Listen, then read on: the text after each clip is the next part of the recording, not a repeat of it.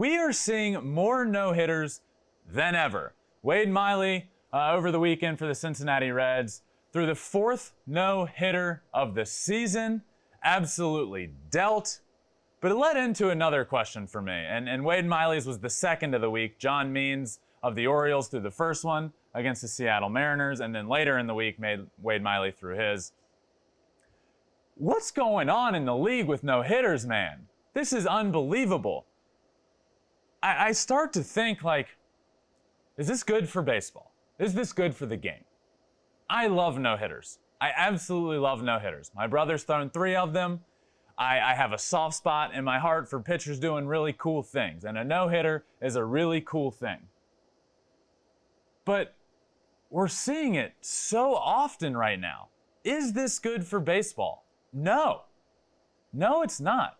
A no-hitter is extremely exciting, but it seems like every other night we're being told, turn on the TV, a no-hitter, turn on the TV, a no-hitter. And it's like every time that happens, and this is nothing against Wade Miley and John Means, the most recent guys to throw one. It seems like every time we're being told, turn on the TV, a no-hitter's happening, it gets less and less cool.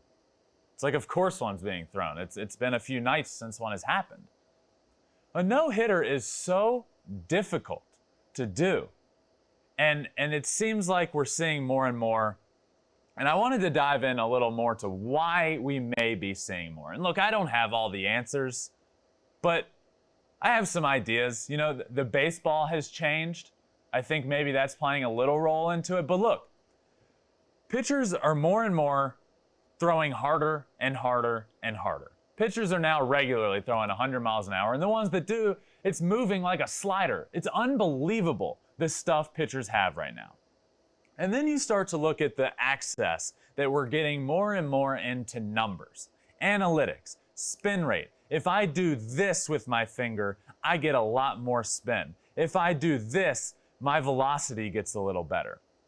Pitchers have more access to numbers than ever before. And not only just when it comes to themselves, but when it comes to the batter. If I know a certain batter is coming up to the plate, I've done my research, and so has my entire research department. I know exactly where to throw him. I know where his weak spot is. I know where to stay away from.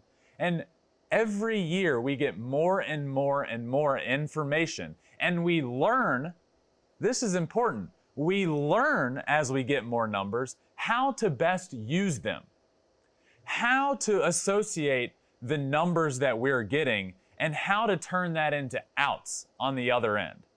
And I feel like we're getting this culmination of pitchers throwing harder, their stuff moving more, as well as them getting more information on weaknesses from batters. And I think that's why we're starting to see these games where these dominant pitchers know exactly how to throw batters, and we're seeing no hitters.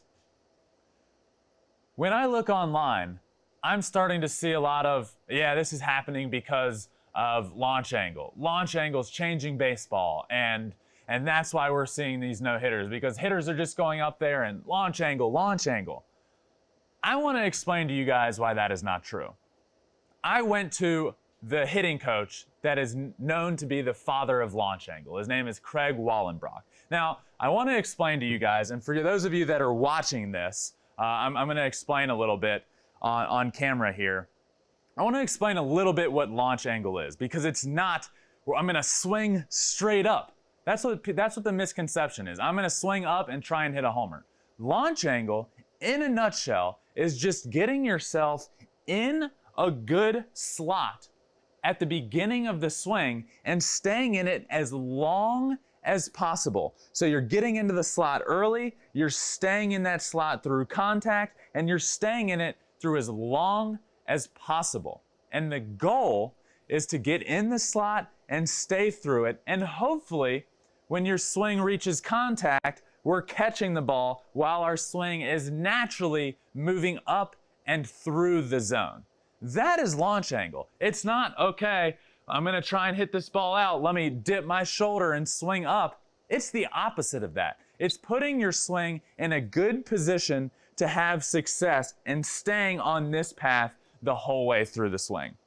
So when people talk about launch angle as being a factor in these no-hitters, I just totally disagree with that. And you know, I know what launch angle is. I personally think it's a bad terminology because it gives people the wrong idea. All we hear about is launch angle now, but it's not guys swinging up. And like I said, I think the big reason we're seeing no-hitters is all this access to numbers we're getting and pitchers learning more and more how to deal with that.